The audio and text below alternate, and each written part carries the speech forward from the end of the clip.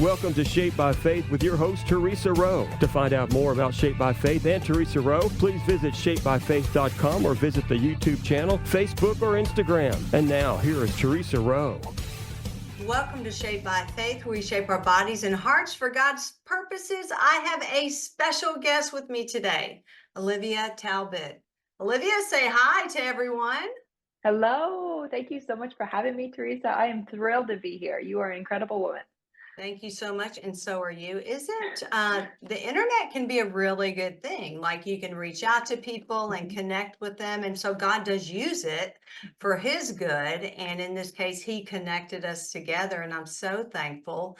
I want people to know all about you and your book, so I'm going to read your bio. Okay, so Olivia is a word-addicted author who has a BA in creative writing in English. Her debut novel will release this month, September 2024, being historical fiction based on the true story of a survivor of the Cambodian genocide who finds redemption. I cannot wait for people to hear about your story, Olivia. It's incredible, and your journey as well.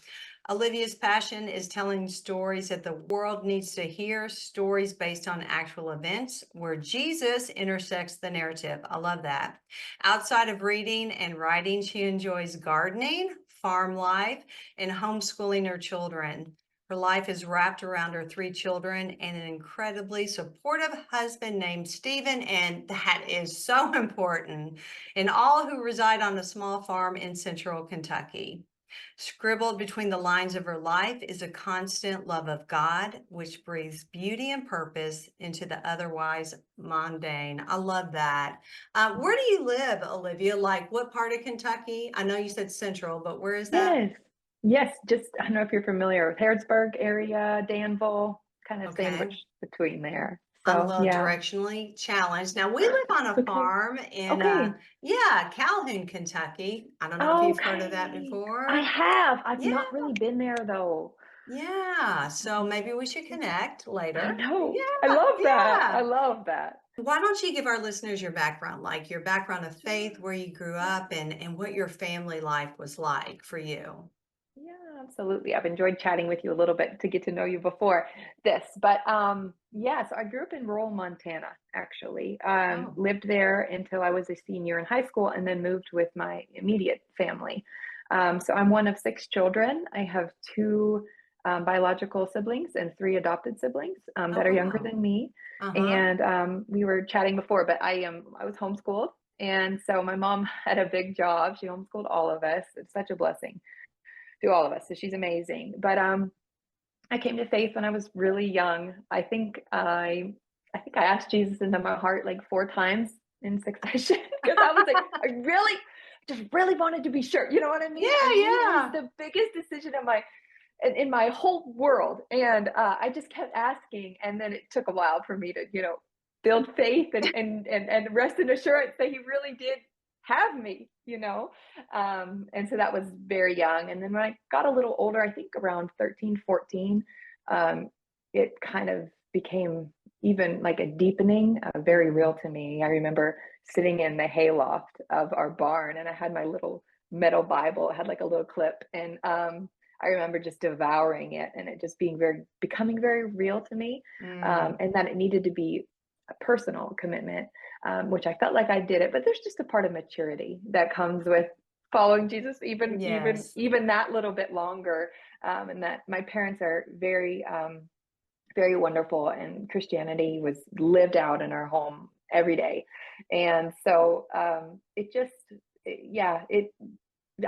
don't ever know a time of not knowing Him, and being exposed to Him and His goodness. So That's yeah. beautiful. I mean, what a blessing. But to grow up and be homeschooled and have your mom right there. I mean, did you Yeah, enjoy that as a child? I did. I really did enjoy being homeschooled.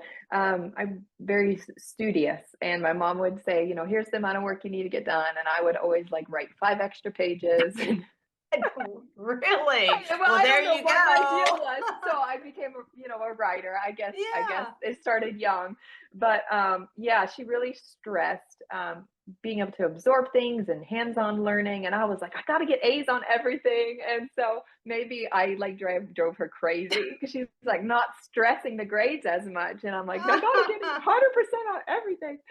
So I really did Wow. enjoy it. I didn't know anything else. Yeah. And so there was like this envy of like, oh, kids riding me on the bus and everybody having friends and a whole bunch more friends than I felt like I had. But those things in the big scheme of life are very small, as opposed to having character and not having Yes. to deal with the peer pressure and so much that so many of my friends, and I talked to my husband about what it was like to be public schooled in a different state, obviously, than I grew up in. And he's just like, yeah, you didn't miss anything. You didn't miss anything.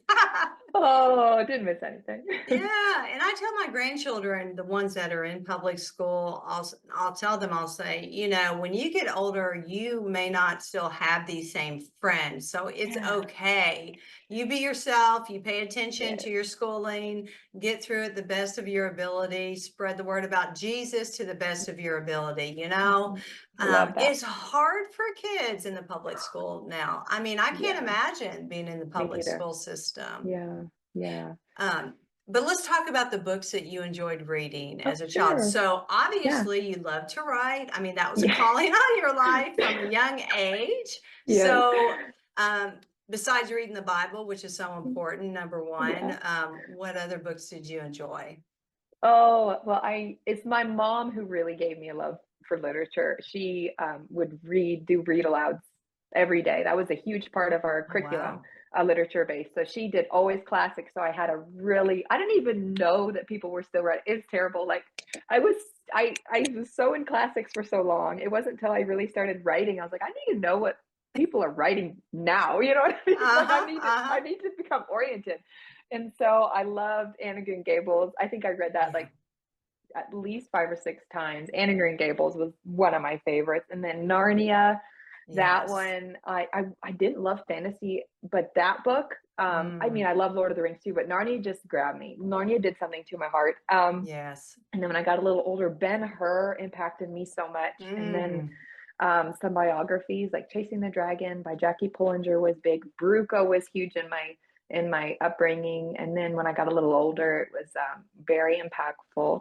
Was The Hiding Place, of course, by oh, Corey yeah. ten Boom. Oh, yeah. Pilgrim's Progress, and then I love Dickens, and so there's a whole bunch, a lot of classics, a lot of formative ones there that I really remember being very shaping to me. And that's awesome. I mean, that your mother filled you with that love for reading. I mean, how Yeah, awesome is that? But I God know. knew, God Yeah. wrote your story. So it's like He Mhm. placed you with the parents that you needed and placed you in the setting that you needed to do what you're doing now, right?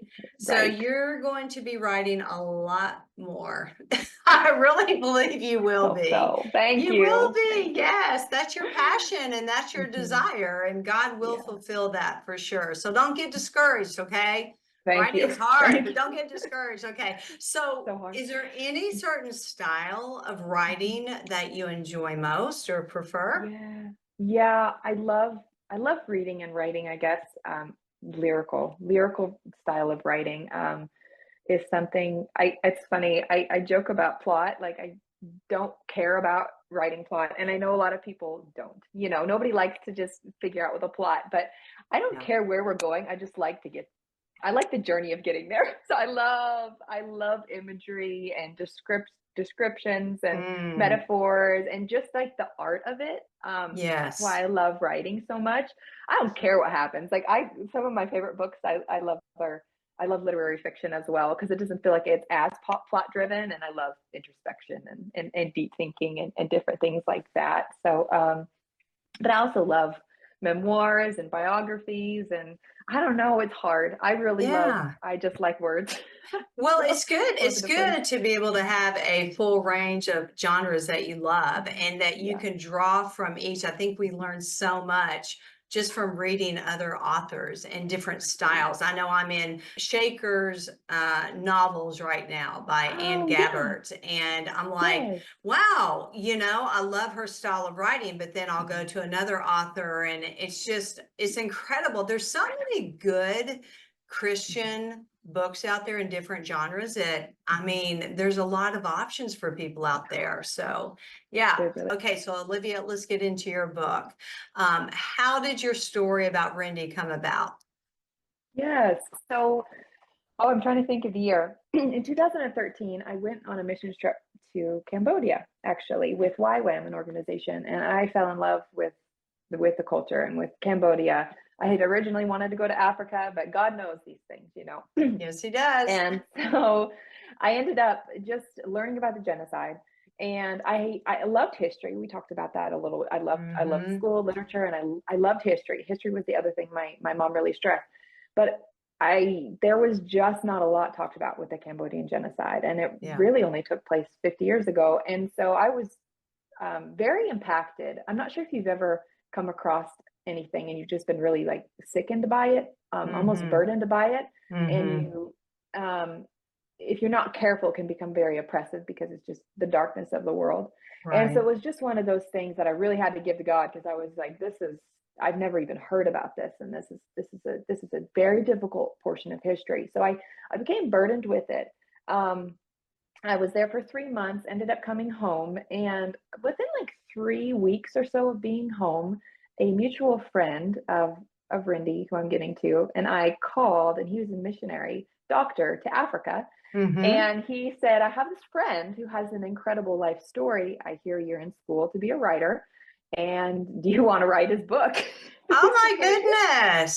And he lived in Florida. Yes. Wow. And my parents knew them well because they went to Bible school with them in their when they were young. And so I was like, yeah, you know, I listened to it. I just heard Scott talk about it a little bit on the phone, and I was intrigued.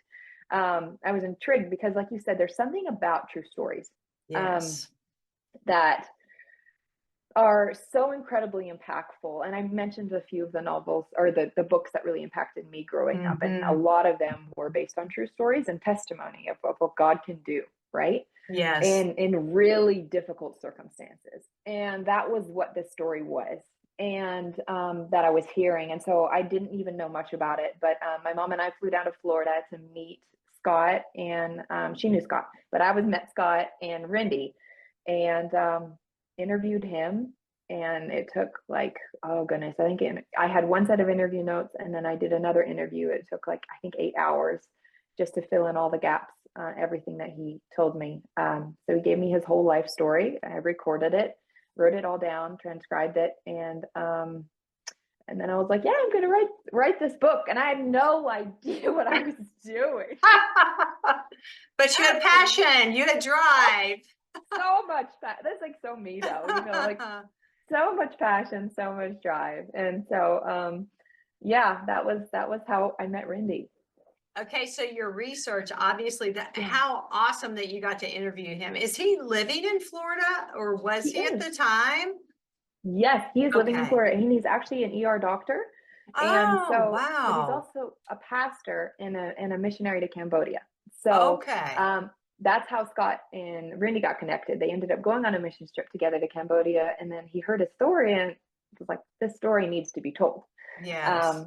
So that was how that came about. But the research you mentioned, I had no idea how much research would go into it, because I had a true story. I had a man's life story. Yes. I had no idea how much additional research I would have to do. And I think if I knew, I would have said, never in a million years am I going to do this. It's good that you didn't know. We typically don't know when we step into what we're supposed to be doing, you know? That's so true. And I just didn't realize that, but I feel like that's true across the board. Motherhood is the most incredible thing in the world, but like the difficult seasons of it, you know, but it is, like you said, it is so good sometimes not to know the things that you're going through, because God sees you through them, you know? Absolutely. He sustains you. And that's when we lean into him, like, trust in the Lord with all your heart. You know, here we go. Yes. So this book has been a huge lesson in that. And again, like, I thought it was about the story, and I thought it was all about Rindy. And I'm not wanting to negate that at all, because it is. I know God wants to use Rindy's story. That's why he called me to write it. But I had no idea what he was going to require of me and the growth he was going to press into me or pull out of me, I guess, through the process of Mhm. my saying yes. Yes. Um, and I think it's the same with anything, any sort of mission I've ever gone on in another country. You always think I'm going to change the world. I'm going to do these amazing things, but it's God who just saying, I have so much to teach you. I have That's so right. much to teach you Yes. here. And it's always dual purpose. It's for them, it's for you. It's Yes. multifaceted, which is beautiful. And So as long as we anyway, pay attention to what God is showing us and yeah, teaching us, we will mature up in his ways. And there's some hard yeah, lessons at times, hmm, yeah, I can look back at my life, and when I tried to do that first DVD, I'm like, I didn't know what I was doing. I didn't know anything. Like, here we go. So, but wow, oh, I mean, in yeah, anything that you do for the Lord, you try and do it with excellence for mm, him, and that hmm, he helps us with that all the whole yeah, process. But it can get very challenging, but there's some really good sweet spots as well. mm, Can you give us a glimpse into Rindy's life and maybe yeah. some of his? I don't want you to give away your book. I want people to Oh yeah, buy I your know. book, okay? Sweet. So, but can you Mhm. give us a glimpse into a story? Yes, yes, yes, absolutely.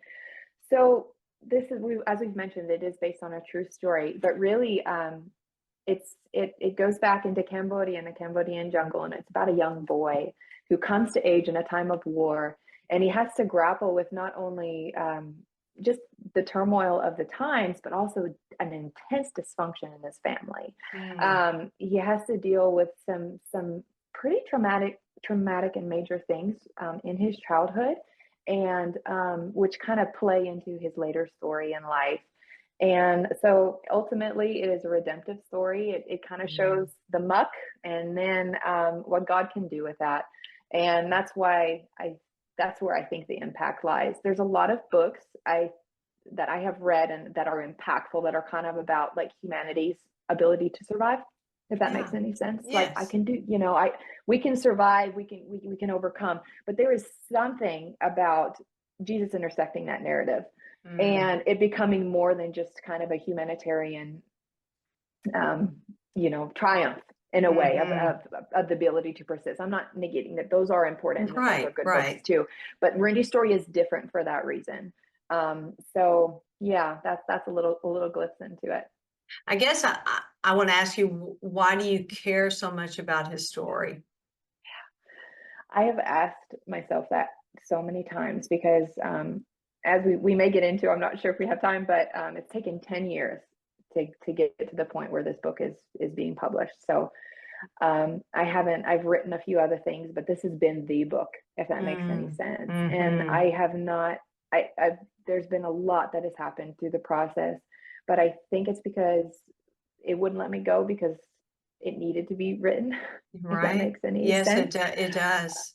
And because yeah, there's a whole background there, but I think this is a story that the world needs to hear, and it impacted me so much Mm, that I couldn't let it go with all the opposition and all the rejection and all of the broken things that happened with in the process of writing this book. I cared so deeply about Rindy because when you look in somebody's eyes and you hear their story and it just doesn't feel like there's not like a public outroar because it's not like what you need, but just an awareness of even what Cambodian has gone through. mm. It just breaks you. And so that was another thing. I was just like everybody, the feedback that I have received from the people who have read this book, my early readers, they have said I had no idea because I had no idea. It's not like there's something wrong with everything, but I had no Yes. idea that this had occurred. So I Yeah, guess that's the awareness is why. so important. The things that we don't know, when someone like you takes the time, a lot of time, having your babies through this time, 10 Mhm, years. I mhm, mean, that's a big deal. And so thank you mhm, so much for sticking with it. We're going to talk mhm. about that. And Olivia, I just love you and I love your story and I love that you wrote a true story. And so let's talk about the publishing end of things. We both know how challenging that is, right? So Yes. Man. What type of journey did you go on to get your book published? I thought maybe like everybody does when they write a book, like you write Yeah. the book and then the Yeah. world just will stand there with open arms and just laud you. You know what I mean? Like, Yeah. look what you have done. And of Yeah. course, there's so much learning and refining in that process. And that has been this publication journey. Like I mentioned before, it's taken a decade from when Yeah. I met Rindy to when it's publishing will have taken a decade. And of course, not that whole segment wasn't just writing the book, but I Right. wish writing the book was like the end, you know what I mean? But for most of us with our first book, and maybe if you continue to self-publish as I am with this, that's just a small portion of it. Yep. So ended up writing the book in a really difficult time in life. I was a new mom. I had just graduated from college. I had said I'd given myself a couple years to finish my degree because I wanted to know what I was doing for one. And I thought, if I finish my bachelor's, I will know how to do this thing. And then I ended up, of course, I got married before that, to back up a little bit. But the day my classes closed for my degree, I went into labor with our first daughter. And so Wow. I was thinking, I have this book and I'm going to have all this time now because I'm not working. I'm not in school. I have a new book. No, I love that you laugh because I just didn't know. I just did not know. And I thought because I I have mean, a new who baby. does? But Seriously. like, I know, but it was just so funny to me to look back. But I did indeed write the first draft in the first year of my child's life. And it was not necessarily pretty. There was a lot of angst involved and frustration and learning how to be a new mom. And it wasn't necessarily the best time because, as you know a little bit about this story, it's a really traumatic story. It's a heavy story. Yeah. It gets good, but there is some heavy stuff. So I had to weed through a lot of that and some postpartum things I was dealing with and all of this. So anyways, that was when the first draft was written.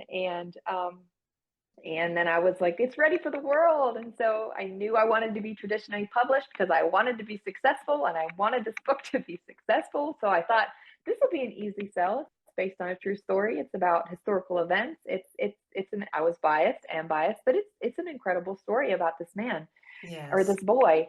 And so I contacted a bunch of agents and I researched a ton, contacted a whole bunch of agents and received a lot of, if anybody's ever queried, they call it the query trenches for a reason, because you do feel like you're just like waiting for gunfire to go off all the time. It's like, are you going to hear nothing? Are you going to hear a no? Are you going to hear a maybe? And so it's like this emotional roller coaster that really happens. So I was in those for a couple years, had a lot of really promising leads. Some really crazy stuff happened with agents who were going to follow through and then ended up kind of going through a divorce, and some things happened. And so a lot of almost yeses, and then a lot of rejection. That's So hard. That is hard. it's hard. It was hard. And I remember thinking, God, I thought because you asked me to write this, that I was going to have favor.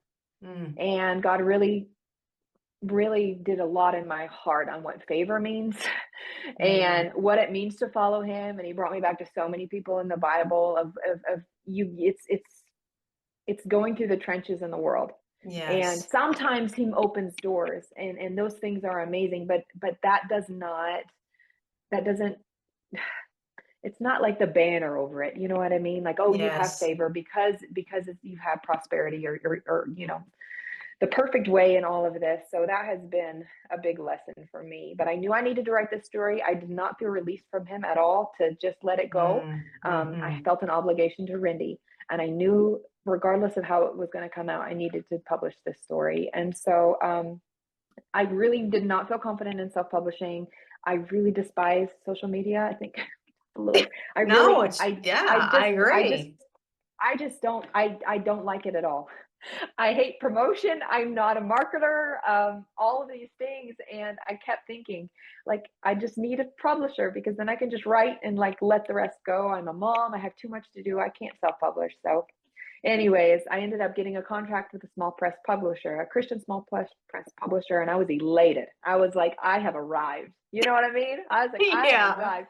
And that ended up being, I think that was in 2021. They signed a contract with me. I was 2 years from my release date, which is pretty typical for a Yeah. contract. I did some platform building and wrote a novella and did some marketing things for them. And I was getting within months of my approaching my release date, and they canceled my contract. And Oh, wow. there was some stuff going on in their company, and we were kind of talking about cover design, and I think it was just, you know how things happen. It's a business, and I hate how it happened, but it did. And then again, I was just like, oh Lord, like now what? Now what? I have to publish this book. And so I ended up deciding to self-publish, and I was just going to get it out real quick because I just needed to be done. I know you can relate to this, but when you're having a baby and you are like ready to have this baby, Let's you know do what I it. mean? Let's now. Let's just do it. Let's Push. just do it. Yes. And that's exactly, I was just ready. I'm ready to have this Aw. baby. And unfortunately, it needed some more work. I sent it off to developmental editor. I ended up taking a whole year to rewrite this thing. And so that was in October, and we're coming up on September, and now it's going to be released. So In God's perfect timing, Olivia. in God's perfect timing. And And look, that's what I'm coming down to. That's you all. That's stayed all that matters in the end. steady. Yes. And you stayed Oh. steady through the storms of life. Look at you. Look at you. Can you imagine It's what good, God's but going to ask next? I mean, I who knows? You could have your own publishing company one day. Oh, Who wow. knows? Who You know, our knows? time's out. I can't even believe this. We could talk Ah! more. I mean, I know. It's like it's I know. out. It's I out. can gab, let me tell you. Well, you're great, Olivia. I love your heart for the Lord and for doing what God's called you to do. And I love your story, just your story of sticking in there 10 Oh. years. Where can we purchase your book? Oh, it is available when this goes live. It'll be available to purchase on Amazon, BookBub, and Books and Barnes and Noble. So Okay. All right. Thank you so much, thank Olivia. you. You're welcome. And thank you for listening. I'm Theresa Rowe. Everyone have a blessed day. Bye. Thank you for listening to Shaped by Faith with Theresa Rowe. Remember to visit shapedbyfaith.com to find out more about workouts, the TV show, podcasts, blogs, Shaped by Faith products, and much more.